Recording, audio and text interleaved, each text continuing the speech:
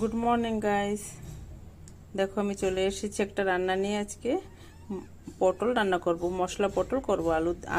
পটল দিয়ে মশলা দিয়ে রান্না হবে এটা। আজকে সোমবার, নিরামিষ ঘরে হবে, আমিষ কিছু করব না।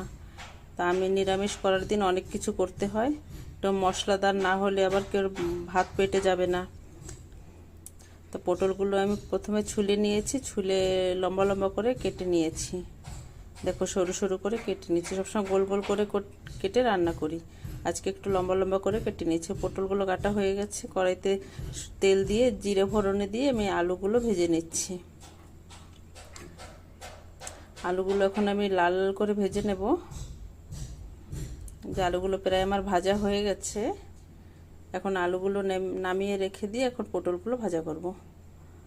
পটলটা অনেক সময় ধরে ভাজতে হবে, লাল লাল করে ভাজলাম। পটলগুলো লাল লাল করে ভাজা হচ্ছে, এদিকে আমি মশলা রেডি করি। এর ভিতরে কাজু দিয়েছি, বাদাম দিয়েছি, আর একটু জিরে আর গুঁড়ো মশলা, হলুদ দিলাম, লঙ্কার গুঁড়ি আর একটু ধনে জিরের গুঁড়ো দিয়ে এখন এই মশলাটা আমি ভালো করে বেটে নেব। এদিকে পটলগুলো ভাজা হচ্ছে। পটলের ভিতরে একটু হলুদ দিয়ে দিচ্ছি আর একটু লবণ দিয়ে পটলটা আর একটু সুন্দর করে ভেজে নেব। পটলটা প্রায় ভাজা হয়ে গেছে আমার। এর ভিতরে এখন আমি মশলাগুলো দিয়ে দেবো। এই যে বেটে রাখা মশলাটা এখন দিয়ে দিলাম পটলে।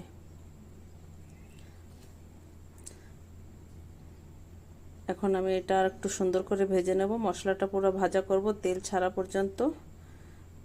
মশলাটা আধা আধি ভাজা হয়ে গেছে। এখন আমি এর ভিতরে ভেজে রাখা আলুগুলো দিয়ে দিলাম। এখন আলু পটল মশলাটা সুন্দর করে ভাজা হবে। দেখো কত সুন্দর ভাজা হয়ে গেছে।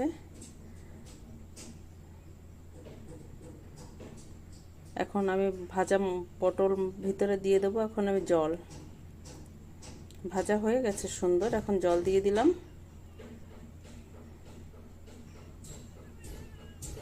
জল দিয়ে এখন আমি কিছু সময় ঢেকে রাখবো। তারপরে ঢাকা হয়ে গেছে, পরে ঢাকনিটা আধা জাল হয়ে যাওয়ার পরে ঢাকনিটা নামিয়ে এখন একটু গরম মশলা